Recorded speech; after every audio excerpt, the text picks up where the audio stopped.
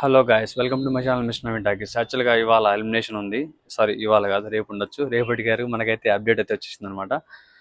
ఈ ఎలిమినేషన్ విన్న తర్వాత అయితే మాత్రం మీ ఒపీనియన్ అయితే మారిపోతుంది. అన్ఫేర్ ఎలిమినేషన్ అనుకుంటారు, బట్ ఇదంతా జరిగేదంతా మనం చేసిన దాని వల్లనే, మనం ఓటింగ్ వేయడం వల్లనే ఎలిమినేషన్ అయితే పక్కా జరుగుతుంది. నాకు తెలిసిన ఇన్ఫర్మేషన్ ప్రకారం, నాకు తెలిసిన వాళ్ళు ఉండడం వల్ల, నాకు చెప్పిన ఇన్ఫర్మేషన్ ప్రకారం అయితే మాత్రం ఎలిమినేషన్ జరిగిపోయింది. అది ఆల్మోస్ట్ కన్ఫర్మ్. అంటే నేను మీకు గ్యారంటీ అని చెప్పలేను, 99.9% కన్ఫర్మ్ అనమాట. ఇవన్నీ జరిగిన పరిణామాలను బట్టి ఇక్కడ చూస్తే మన నిఖిల్ అయితే మాత్రం ఎలిమినేట్ అవ్వడానికి ఛాన్స్ అయితే లేదు. ఎందుకంటే నిఖిల్ ఆల్రెడీ పర్ఫార్మ్ బాగా చేస్తున్నాడు, అండ్ మనవాడికి ఫాలోయింగ్ కూడా బాగా గట్టిగా ఉంది. దానివల్ల అయితే పర్ఫార్మెన్స్కి ఎఫెక్ట్ అయితే కాదు, కాబట్టి ఖచ్చితంగా ఓటింగ్స్ పడతాయి. అలాగే విష్ణుప్రియకి మన టీవీ పరంగా కానీ ఫ్యాన్ బేస్ ఎక్కువ ఉంది, బాగానే యాంకరింగ్ చేయడం వల్ల, అండ్ బాగానే ఉన్నారు. సో ఈ చిన్న చిన్న ఆర్టిస్టులు వీళ్ళందరూ సపోర్ట్ చేస్తారు, తనకి సపోర్ట్ వచ్చేస్తుంది, ప్రాబ్లం లేదు, తను సేఫ్. అండ్ నైనికాకి సోషల్ మీడియా ఇన్ఫ్లుయెన్సర్, అండ్ డీలో మన నైనిక ఆల్మోస్ట్ మంచి సెలబ్రిటీ లెవెల్లో. అంటే యాక్చువల్గా ఏంటంటే తను కూడా మంచి ఒక పొజిషన్కి వచ్చింది, కాబట్టి తనకు ఫాలోయింగ్ బాగానే ఉంది. ఇన్స్టాగ్రామ్లో ఫాలోవర్స్ బాగానే ఉన్నారు, డాన్సర్స్ బాగా సపోర్ట్ చేస్తారు. ఖచ్చితంగా తనకు కూడా ఛాన్స్ ఉంది. సారీ, తను కూడా సేవ్ అయిపోతుంది.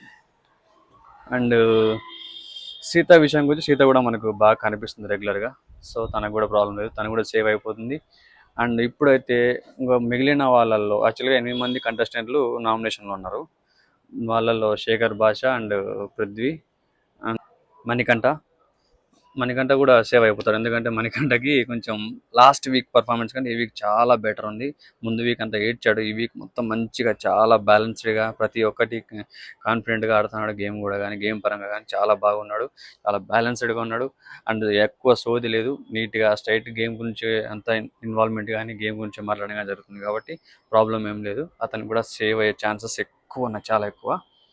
ఇంకా డేంజర్ జోన్లో ఉండేది మాత్రం మన మెయిన్గా వచ్చేసి పృథ్వీకి అండ్ శేఖర్ భాష అన్నకి, ఓం అన్నకి, ముగ్గురికి కొంచెం దగ్గర నడుస్తుంది అనమాట.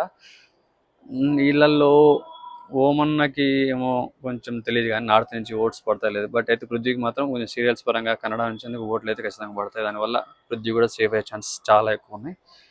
మన శేఖర్ భాష అన్న మాత్రం కష్టం, ఎందుకంటే ఆయన ఎక్కువ కనపడే స్కోప్ ఎక్కువ రాలే, గేమ్స్ ఆడడానికి ఎక్కువ అవకాశం రాలే, అండ్ ఎందులో ఇన్వాల్వ్మెంట్ కూడా ఎక్కువ కనిపించలే. మీన్స్ ఎందుకంటే మనకు ఆడియన్స్కి ఎక్కువ కనబడితేనే ఓటింగ్ వేయడం కష్టం అనమాట.